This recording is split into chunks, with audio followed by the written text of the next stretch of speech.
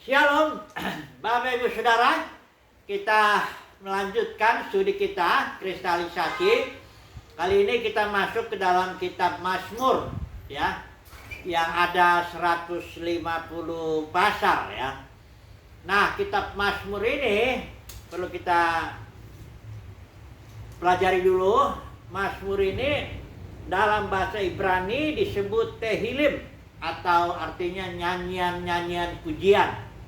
Ya, nah ketika Alkitab bahasa Ibrani itu diterjemahkan ke dalam bahasa Yunani Septuaginta, itu pemakai nama psalmoi. Psalmoi itu artinya nyanyian-nyanyian yang disertai alat-alat musik, ya.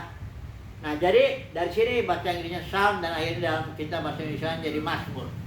Jadi sebenarnya kitab Mazmur ini adalah kitab puji-pujian lah, katakan seperti itu ya, nyanyian. Nah, kita akan bahas saat ini tema mengenai nyanyian ini ya. Nah, kita harus tahu bahwa ini studi kristalisasi, artinya suatu studi yang mencoba mengangkat tema-tema utama dalam suatu kitab. Nah, dalam kitab Mazmur ini yang 150 pasal, kita akan coba angkatkan tema-tema ya, yang utama yang kita melihat. Ya tentu yang terutama nyanyian pujian ya, karena itu sesuai dengan namanya kitab Mazmur. Tapi juga dalam kitab Mazmur ada banyak juga ya, pengajaran, ada doa, ada nubuat ya tentang Mesias terutama dan sebagainya. Nanti kita angkatkan tema-tema itu. Jadi ingat ya, kita bukan menafsirkan kitab Mazmur, tapi kita mengangkat beberapa tema utama yang muncul dari 150 pasal kitab Mazmur ini. Nah, jadi dalam bahasa Ibrani jadi kita tahu penulis daripada kitab Mazmur ini 73 daripada Mazmur ini ditulis oleh Daud ya. Ada 27 lagi Mazmur ditulis oleh Korah, Asaf, Salomo, Etan, Heman, juga Musa yang menulis juga satu Mazmur dia ya. Kemudian yang 50 Mazmur lagi ditulis oleh tidak jelas siapa penulisnya, tapi besar juga kemungkinan bahwa penulisnya itu adalah Daud ya. Nah, baiklah kita coba masuk dulu kepada makna daripada nyanyian yang dimaksud oleh Alkitab ini ya, khususnya kitab Mazmur ya. Karena begini, nyanyian itu kan ada syairnya, ada melodinya ya. Melodi itu tinggi rendahnya nada, jadi kalau syair itu kan kata-katanya. Nah, kalau nyanyian itu yang normal ya ada orang bisa mempelajari semua nyanyian ya, kalau dia apalagi kalau dia punya teknik menyanyi yang punya kemampuan ya, dia bisa mempelajari. Tapi yang unik di sini dalam Alkitab ini ada nyanyian-nyanyian yang dikatakan tidak bisa dipelajari oleh siapapun juga kecuali orang yang menyanyikannya. Mari kita baca dulu sebentar ya, kita melihat dulu kitab Wahyu pasal 14 ya, di situ ada tertulis. Mari kita baca dulu Wahyu pasal 14. Ada dikatakan di situ sekelompok orang yang disebut buah sulung ya, yang menyanyikan suatu nyanyian yang tidak bisa dipelajari oleh siapapun juga. Coba dulu kita baca Wahyu pasal 14 ya, ayat yang ketiga di sini ya. Mari kita baca dulu. Mereka menyanyikan ini anak domba dan pengikutnya ini yang 144.000 yang disebut buah sulung.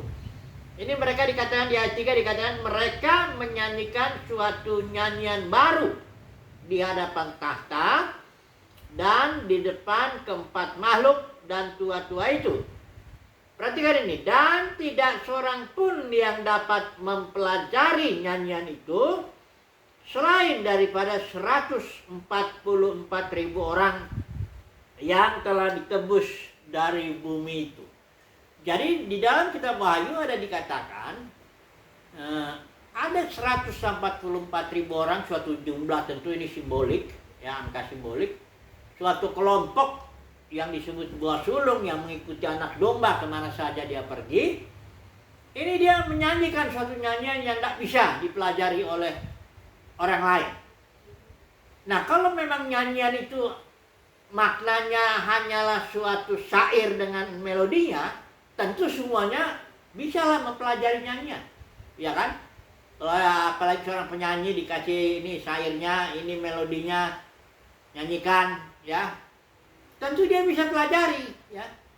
Tapi ini ada nyanyian yang nggak bisa dipelajari. Nah, di sini kita melihat bahwa nyanyian menurut Alkitab itu bukan hanya sekedar syair dan melodi, ya. Kalau nyanyian pujian itu yang sering kita dengar dalam nyanyian pujian nyanyian rohani gitu ya. Itu yang hanya syair dan melodi. Jadi siapapun bisa mempelajarinya asal dia ada kemampuannya, ada bakatnya juga ya. Tapi enggak, pengertian di sini nyanyian itu adalah suatu respon atas karya Elohim dalam kehidupan seseorang. Nah, karya Elohim dalam kehidupan seseorang itu beda-beda, ya. Ini karya Elohim atas 144.000 orang yang dikatakan di Wahyu pasal 14 itu. Itu suatu karya yang spesial, karya Elohim yang spesial, yang unik, yang khusus ditujukan kepada buah sulung ini, sehingga mereka sebagai respon atas karya Elohim itu, mereka menyanyikan suatu nyanyian dan tidak bisa dipelajari oleh orang lain. Kenapa? Karena orang lain tidak mengalami karya Elohim seperti yang mereka alami, buah sulung ini alami. Jadi kalau ada seseorang menyanyikan sesuatu, kalau memang benar nyanyiannya itu nyanyian yang dimaksud Alkitab yang dari dalam hati, itu sebenarnya merupakan respon daripada karya Elohim atas hidupnya. Enggak semua orang bisa menyanyikannya. Kenapa? Ya karena enggak semua orang mengalami karya Elohim sebagaimana dia mengalaminya. Ya. Jadi persoalan nyanyian ini sekali lagi ya bukan soal syair dan melodinya. Ya. Bukan soal itu. Kalau pengertian nyanyian itu hanyalah syair dan melodi, maka semua orang bisa menyanyikannya, bisa mempelajarinya. Tapi Alkitab mengatakan ada nyanyian-nyanyian itu yang memang nggak bisa dipelajari. Ya nanti kita akan lihat lagi, ada levelnya juga orang menyanyi itu. Ya, ini aja dulu. Sekarang kita pahami dulu yang pertama, makna daripada nyanyian itu. Menurut Alkitab bukan hanya syair dan melodinya aja, bukan itu. Memang nyanyian tentu ada syairnya, ada melodinya. Tapi nyanyian itu lebih dalam, nyanyian yang dimaksud Alkitab itu lebih dalam dari itu maknanya. Yaitu nyanyian itu adalah suatu respon. Respon dari seseorang yang mengalami karya Elohim dalam hidupnya. Jadi kalau orang lain nggak mengalami karya Elohim dalam hidupnya seperti dia, orang lain itu nggak bisa menyanyikan nyanyian sebagaimana dia menyanyikan. Barangkali syairnya atau melodinya bisa siapa saja bisa mempelajarinya. Tapi spiritnya itu tidak bisa. Saya beri contoh begini aja lah. Saya dulu pernah dalam awal-awal saya jadi Kristen itu ada seorang janda udah tua ini ya. Dia mengalami karya Elohim yang artinya dalam bentuk penderitaan. Luar biasa emang penderitaan janda ini dalam mengikut Tuhan, ya. Mengalami tekanan dari sebenarnya bukan janda ya, ada suaminya tapi suaminya meninggalkan dia dan hanya datang kadang-kadang hanya nempeleng dia. Banyak penderitaannya lah. Kalau janda ini menyanyi, ya saya ingat sekali lagu itu seperti rusa ya lagunya. Rasanya lain ya. Saya mendengarnya tuh rasanya lain daripada kalau saya mendengar, karena nyanyian waktu itu seperti rusa itu biasa dinyanyikan di persekutuan di mana-mana dinyanyikan.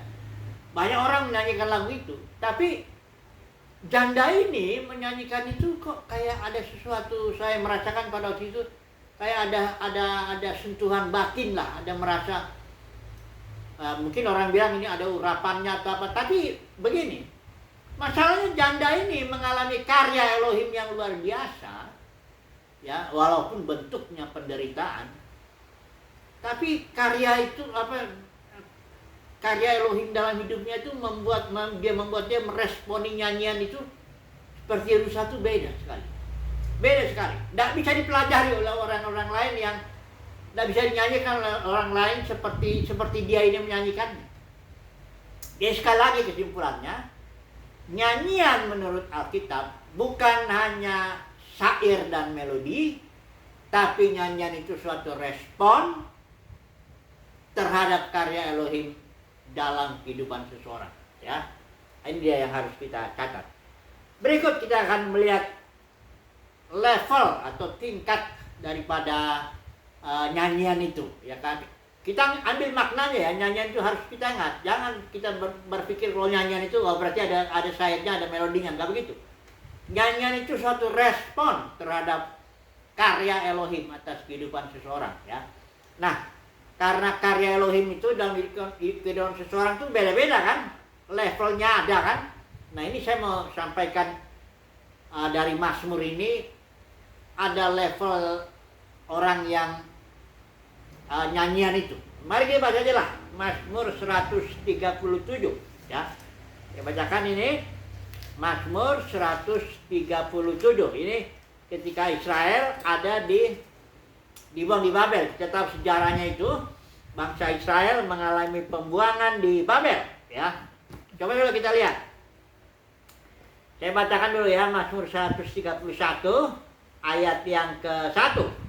Di tepi sungai Babel, di sanalah kita duduk sambil menangis apabila kita mengingat Sion. Pada pohon-pohon gandarusa di tempat itu kita menggantungkan kecapi kita, sebab di sanalah orang-orang yang menawan kita meminta kepada kita memperdengarkan nyanyian, dan orang-orang yang menyiksa kita meminta nyanyian sukacita. Nyanyikanlah bagi kami nyanyian dari Sion. Ayat 4. Bagaimanakah kita menyanyikan nyanyian Tuhan di negeri asing? Artinya begini, dalam kondisi umat Tuhan berada di Babel, kita tahu ya ceritanya itu, Babel itu, Israel itu waktu itu zaman Nebukadnezar, Raja Babel itu tahun 586 sebelum Masehi, itu kerajaan Yehuda itu dibuang, tapi sebelumnya tahun 722 sebelum Masehi itu kerajaan Israel yang utara itu dibuang ke Asyur. Ini yang dibuang ke Babel tahun 586 sebelum Masehi. Itu Raja Nebukadnezar bukan hanya membuang bangsa Israel, Yahudi, ya, Yehuda, suku Yehuda Benyamin, tapi juga bait suci dihancurkan. Dibuang ke Babel ini sebagian orang Israel ini. Di situ disuruh nyanyi, ya. Di Babel itu, dikatakan di sini di tepi-tepi sungai Babel disuruh nyanyi. Terus jawabannya orang Israel begini, ya bagaimana kita menyanyikan nyanyian Tuhan di negeri asing? Artinya dalam kondisi karya Elohim bagaimana ya? Nggak nyata lah ya, bukan nggak nyata ya, apa bahasanya ya? Artinya dalam kondisi yang tidak penuh lah ya, begitu disuruh nyanyi, nggak bisa ya. Karena kembali, nyanyian itu kan respon daripada karya Elohim. Sementara Israel itu yang dibuang ke Babel itu sedang dihajar Tuhan karena dosanya, ya. Karena dosa Israel yang menyembah berhala, ya. Dia dibuang ke Babel, nggak bisa dia menyanyi, ya, nggak bisa, ya. Tetapi kalau nanti ya, kita lihat ada beberapa orang di dalam kitab Esra pasal 105 digerakkan oleh Tuhan pulang dari Babel ke Yerusalem, bangun bait suci. Di situ mereka bersorak ketika peletakan dasar bait suci itu. Kita lihat di situ kitab Esra, mereka bersorak, bernyanyi dengan keras, itu luar biasa. Ada sebagian yang nangis juga, ya di sini nggak bisa lagi dibedain yang mana yang nangis yang menyanyi. Tapi artinya mereka bersorak-sorai sangat luar biasa, ya. Bahkan dikatakan sukacita itu Yerusalem kedengaran sampai jauh, ya. Ini karena karya Elohim yang membawa pulang bangsa Israel, sebagian kecil aja itu, dari Babel ke Yerusalem. Nah, coba dulu kita terapkan dulu ini ya, kondisi yang Israel di Babel dengan Israel yang di Yerusalem yang sedang membangun bait suci itu. Ya, coba dulu kita aplikasikan sebentar ya sebelum kita menutup tema kita kali ini. Ya. Jadi begini, Babel itu kalau dalam kitab Wahyu itu ada perempuan, ya. Di dalam kitab Wahyu itu ada dua perempuan di pasal 12 yang melahirkan putra-putra Elohim, ada perempuan yang di pasal 17 yang disebut Babel. Apa ini artinya? Babel itu dalam Alkitab ya selalu merupakan simbol pemerintahan manusia, karena disitulah di Kejadian 11 itulah Babel itu dibangun oleh seorang Nimrod, seorang yang memberontak kepada Tuhan, bangun kerajaan sendiri ya untuk mencari nama bagi dirinya sendiri dengan tujuan-tujuan sendiri ya. Israel dibawa ke Babel, kenapa? Karena Israel ini sebenarnya menolak pemerintahan Elohim, dia meminta pemerintahan manusia, minta raja. Itu dosa besar di zaman Samuel itu, Israel minta raja itu dosa besar. Karena berarti dia menolak pemerintahan Elohim dan menerima pemerintahan manusia. Akibatnya dibuanglah ke Babel, supaya Tuhan bilang, biar engkau rasakanlah bagaimana rasanya kalau diperintah oleh Elohim dan kalau diperintah oleh manusia. Saya terapkan dulu, karena umat Israel ini kan simbol dari gereja. Gereja ketika dia menjadi gereja mula-mula, ketika organisme itu betul-betul diperintah oleh Roh Kudus. Dalam Kisah Para Rasul yang 28 pasal, ada 70 istilah dipimpin roh, penuh roh, Roh Kudus berbisik, Roh Kudus melarang, dan sebagainya. Karena setiap anggota gereja total dipimpin oleh Roh Kudus. Bukan berarti gak ada masalah, gak ada tantangan, gak ada kekurangan, enggak, bukan begitu. Tapi yang penting, seluruh anggota gereja dipimpin oleh Roh Kudus. Inilah pemerintahan Elohim atas gerejanya. Tapi ketika kita tahu setelah itu gereja pecah oleh ajaran palsu Jebel, Biliam, Nikolaus, maka gereja menjadi puluhan ribu denominasi yang dipimpin oleh pemerintahan manusia, masuk hierarki ke dalam gereja. Sistem pemerintahan manusia masuk ke dalam gereja, itu adalah denominasi. Setiap aliran, setiap denominasi ada pemimpin manusianya di situ. Ada nimrodnya di situ yang berkuasa, ya. Nah, gereja yang jatuh ke dalam sistem pemerintahan manusia ini tidak mungkin menyanyikan nyanyian seperti ketika gereja mula-mula itu bernyanyi. Saudara lihat gereja, misalnya Paulus lah dengan Silas itu. Ini contoh aja. Di penjara Filipi dia. Bernyanyi dia ya, di penjara Filipi. Itu kita tahu penjaranya itu goncang ya, bertobat ya, terjadi lawatan Tuhan lah. Nggak ada alat musik, nggak ada apa-apa. Sebenarnya sih Paulus itu dalam kondisi terikat dia bernyanyi. Tapi karya Elohim dalam kondisi gereja yang memang 100% dipimpin roh beda dengan yang sekarang, walaupun barangkali sekarang lengkap alat musiknya atau apanya, tapi level karya Elohimnya itu yang beda, tidak bisa disamakan. Ya, mudah-mudahan kita mengerti lah maksudnya ini ya. Jadi sekali lagi, nyanyian itu adalah merupakan respon kita terhadap karya Elohim. Tiap orang beda, ya.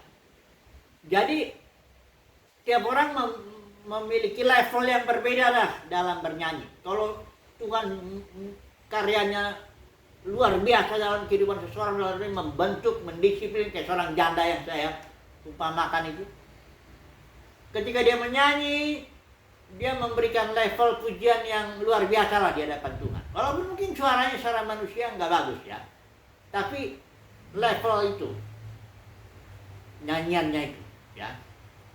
Tapi kalau orang yang ya katakanlah gereja yang sudah jatuh pecah menjadi puluhan ribu denominasi, ya nyanyiannya ya walaupun apa tentu levelnya berbeda lah ya dengan gereja yang mula-mula ketika Roh Kudus sepenuhnya memimpin. Oke lah, kita ambil kesimpulannya lah dulu ya. Sebagai ini kan pembukaan aja kitab Mazmur, kristalisasi. Kesimpulannya begini ya. Nyanyian itu menurut Alkitab bukan hanya bicara soal syair dan melodinya, bukan. Nyanyian di dalam Alkitab yang dimaksud itu adalah suatu respon dari orang percaya, respon atas karya Elohim dalam kehidupan orang percaya, kira-kira begitu. Semakin dahsyat karya Elohim atas seseorang, semakin tinggi level nyanyiannya. Ya. Bahkan ada kelompok yang kita sebut yang di Wahyu pasal 14 ini dibilang buah sulung. Orang-orang para pemenang ini mereka menyanyikan suatu nyanyian yang tidak bisa dipelajari oleh yang lainnya. Karena mereka ini kelompok buah sulung ini mengalami karya Elohim di mana orang lain, orang percaya lain tidak mengalami. Puji Tuhan, inilah sebagai pembukaan mengenai tema kita nyanyian. Haleluya, amin.